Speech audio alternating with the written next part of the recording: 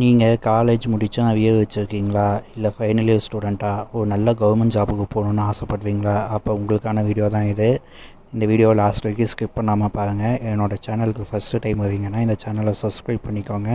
இந்த வீடியோவை பற்றின கமெண்ட்ஸை கீழே சொல்லுங்கள். ஓகேவா? வாங்க டாபிக் உள்ள போகலாம். இன்றைக்கான டாபிக் என்னென்னு பார்த்தீங்கன்னா, டிகிரி முடிக்காமல் டிஎன்பிஎஸ்சி குரூப் 1 எக்ஸாமினேஷன் எழுத முடியுமா, அது பாசிபிளா அப்படிங்கிறது தான் இன்றைக்கான டாபிக். அது பாசிபிள் தான். டிஎன்பிஎஸ்சியே அதுக்கு வழி சொல்லியிருக்கு. அது என்ன வழின்னா, சர்டிஃபிகேட் உங்கள் கைக்கு வராட்டினாலும் நீங்கள் உங்கள் யூனிவர்சிட்டி ரோல் நம்பரை வச்சு அப்ளை பண்ணிக்கலாம்.